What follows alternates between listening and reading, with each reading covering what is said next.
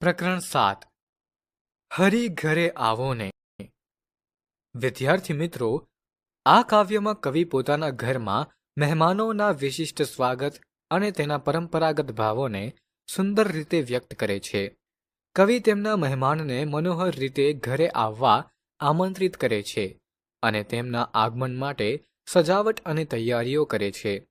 તેનું વર્ણન અહીં કરવામાં આવ્યું છે. તો ચાલો કવિતા દ્વારા તેને સમજીએ.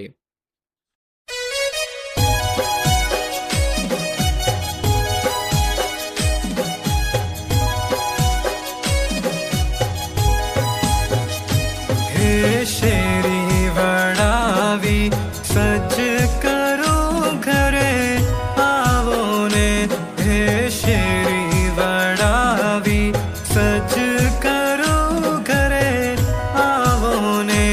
આંગણીએ પથરાવો ફૂલ વાલમ ઘરે આવો ને.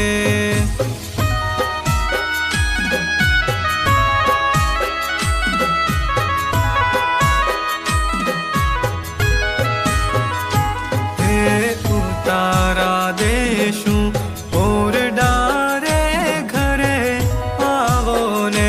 દેશું દેશું મેળીના મોર મારે ઘરે આવો ને.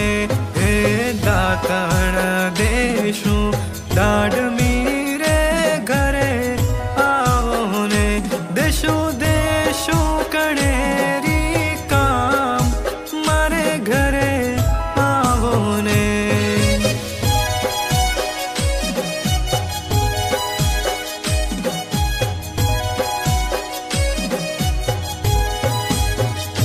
હે નાવણ દેશું કુંડિયું રે ઘરે આવો ને.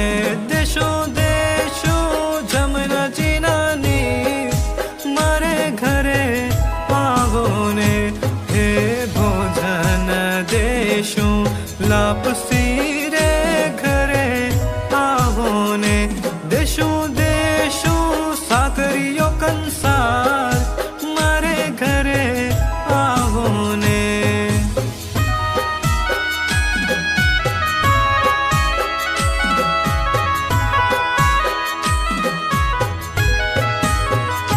હે રમત દેશું સોગઠી રે ઘરે આવો ને.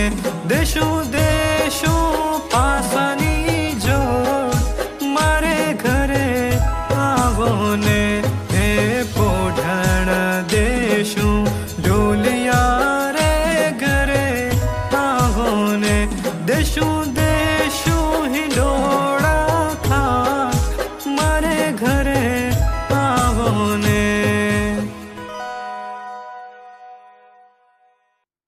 સારાંશ. આ કાવ્યમાં કવિ તેમના પ્રિયજનને તેમના ઘરમાં આમંત્રિત કરે છે અને તેમના આગમન માટે હૃદયપૂર્વક તૈયારીઓ કરે છે.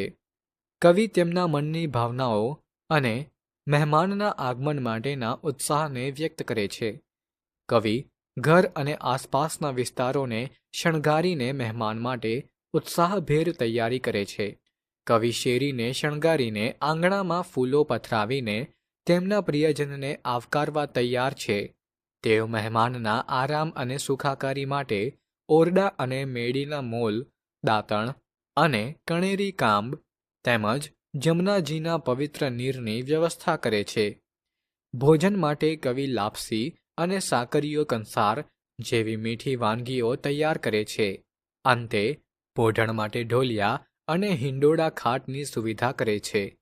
કવિતા આપણી ગુજરાતી પરંપરાઓ અને જીવનશૈલીની સમૃદ્ધિ વ્યક્ત કરે છે. આ કાવ્યમાં કવિએ ગુજરાતી સંસ્કૃતિ અને પરંપરાઓનો મહિમા દર્શાવ્યો છે, જે મહેમાન સન્માનનો એક મહત્વપૂર્ણ ભાગ છે. આ કાવ્યમાં પ્રગટ થતી ભાવનાઓ મહેમાન માટેના ઉલ્લાસ અને સત્કારની અનુભૂતિ કરાવે છે.